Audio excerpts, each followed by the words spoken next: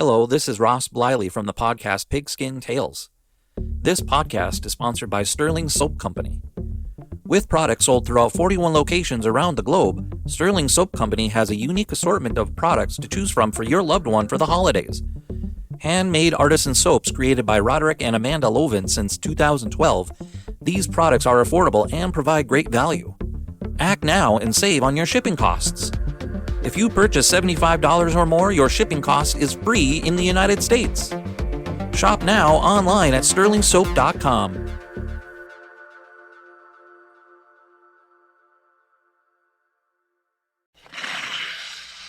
Face off with Firefly Publishing for another drop into the fascinating world of pro hockey history with Hockey Hall of Fame True Stories 2. Following his bestseller, hockey historian and writer Eric Zwig opens the doors to the Pro Hockey Hall of Fame, revealing a treasure of untold tales, bizarre incidents, and captivating trivia that will leave the most devoted puckhead astounded. Just to name drop a few of the players he's included in this book are Wayne Gretzky, Jaromir Jagr, and Bobby Hull. Hockey Hall of Fame True Stories 2 is a must-read for pro hockey fans who crave more than just scores and statistics. Mr. Zwig invites you to uncover the true stories that have shaped the sport, ensuring that you will never look at the game of hockey the same way again. So skate on over to Amazon.com, Target, and Walmart to get your copy now.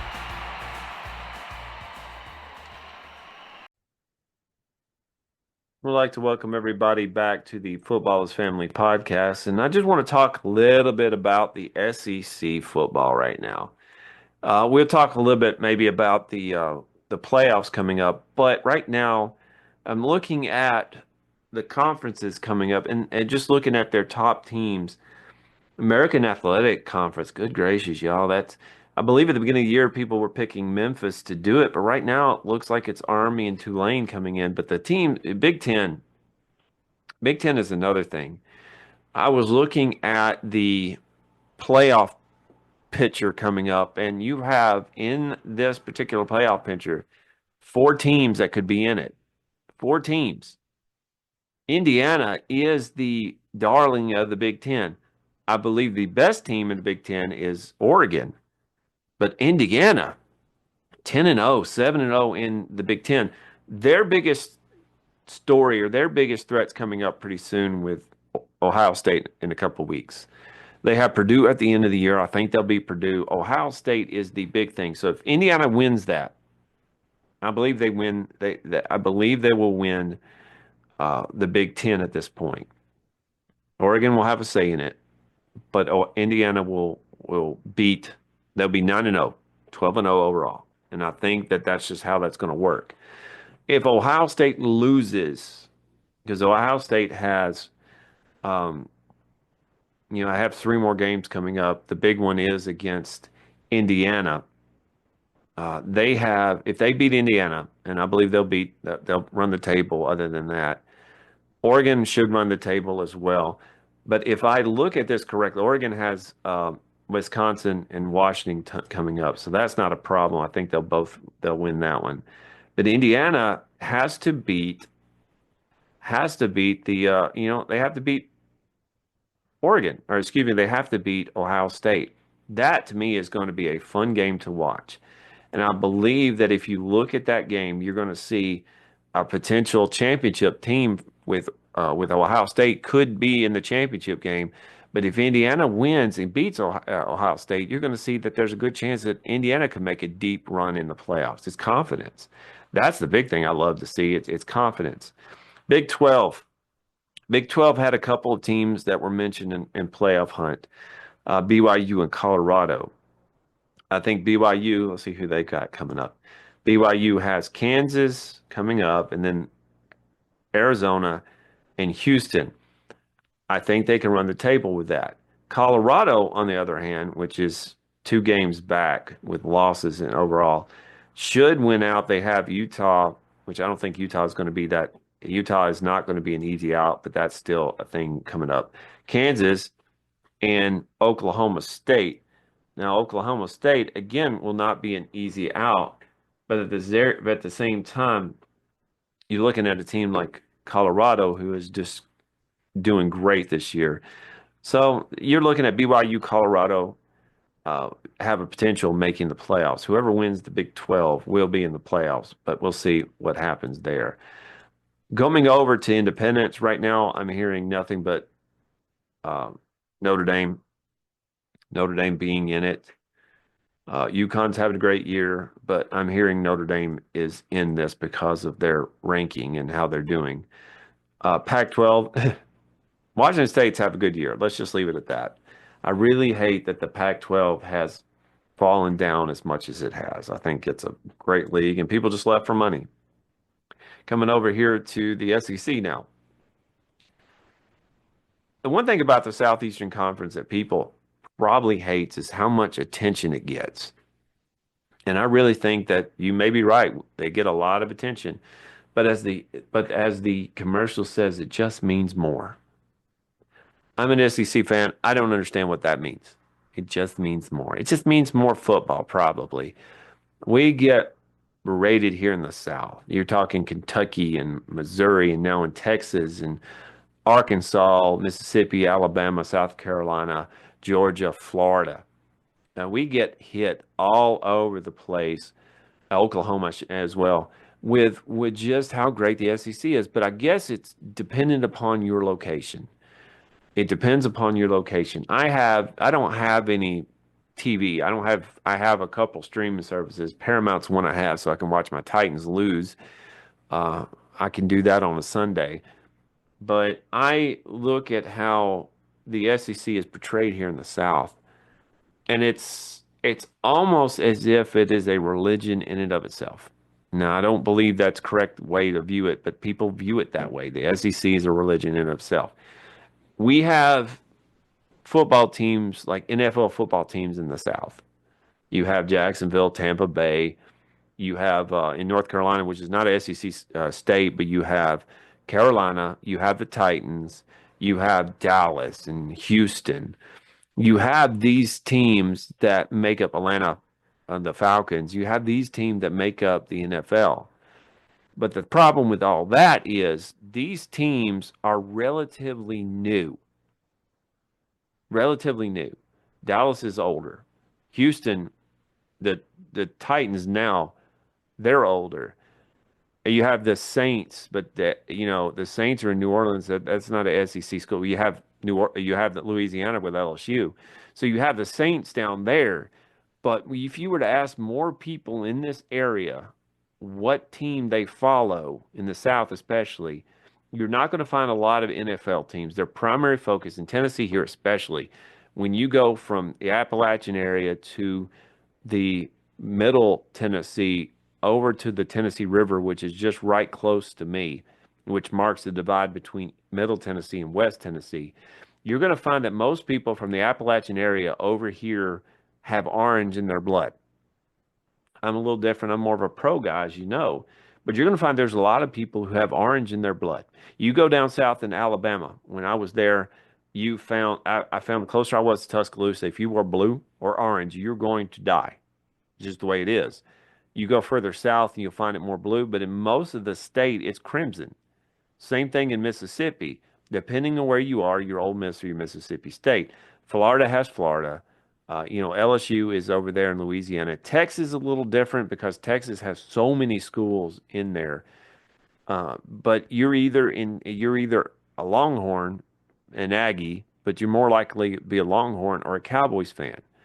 It's kind of hard to figure out which one you are. You're going to be one or the other. Maybe both, but you're going to be one or the other. Arkansas is a little different. Kentucky's a little different. South Carolina is a little different with the Gamecocks there. In Georgia, in a very niche area, you are a Georgia Tech fan. If you have a smaller college, that's the team you follow. But you're probably grew up, if you were in the Atlanta area, you probably grew up a Falcons fan. But if you were in the wider area of Georgia, you're a Bulldogs fan.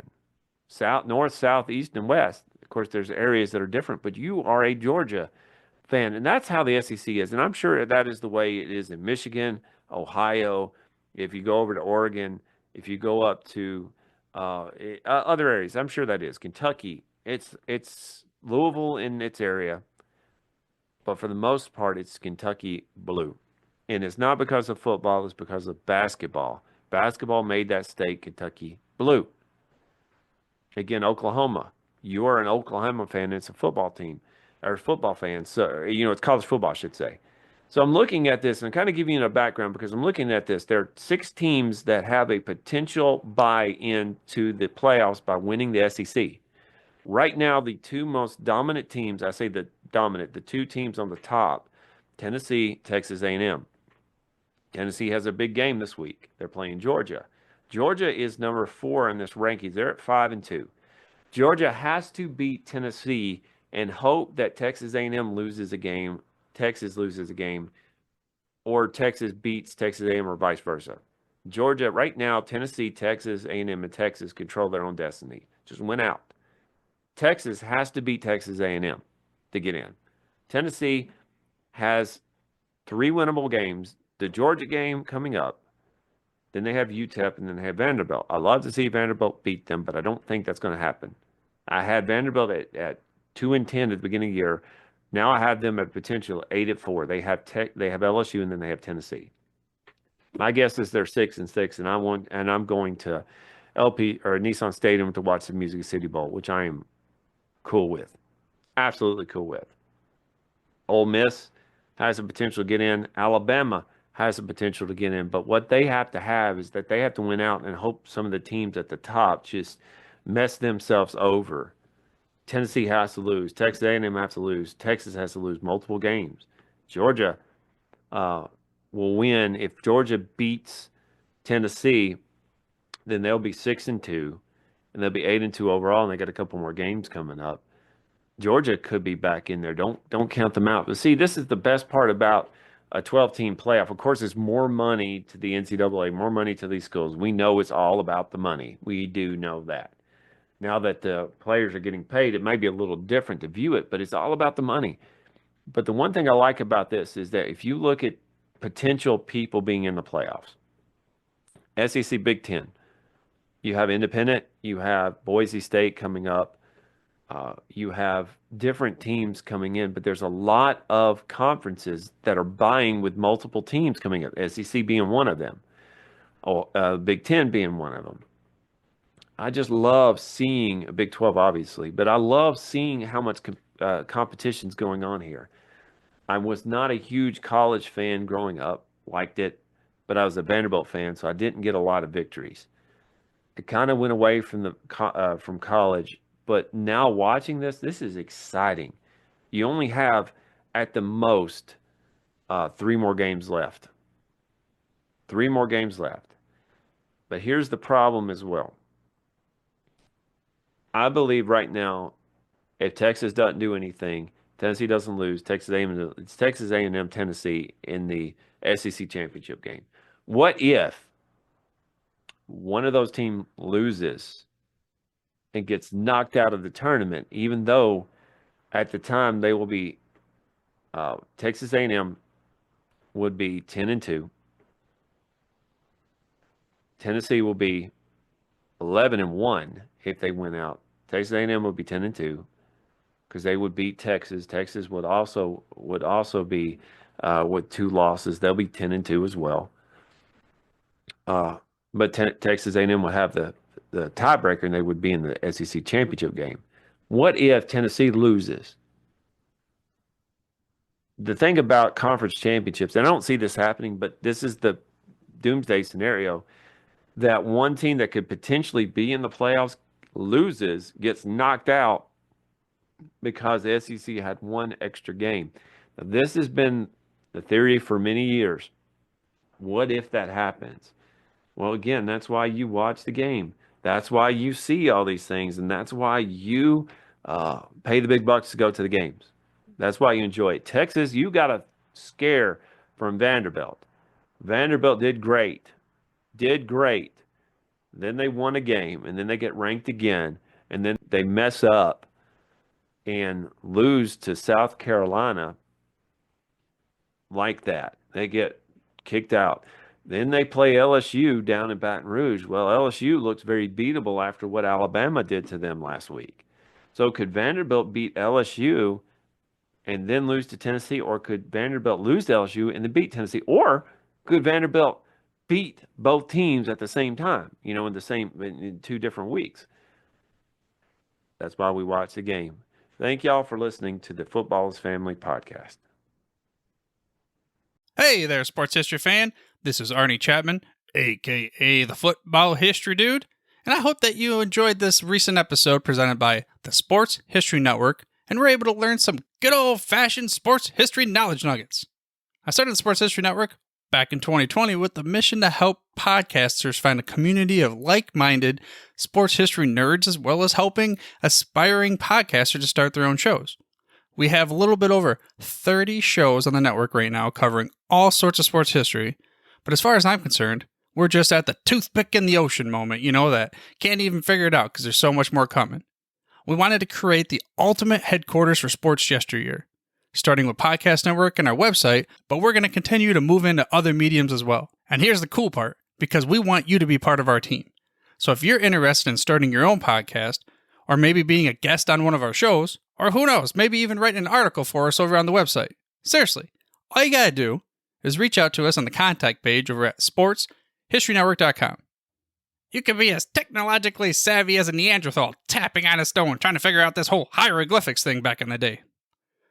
Again, it doesn't matter, because even if you don't understand the whole podcast space, we have a production team that can pretty much help you out with doing everything. All you gotta do, head over to sportshistorynetwork.com, head to the contact page, fill it out. That message goes right to me, and I'll reach out to you as soon as I can. But for now, dude, I'm through if you're through.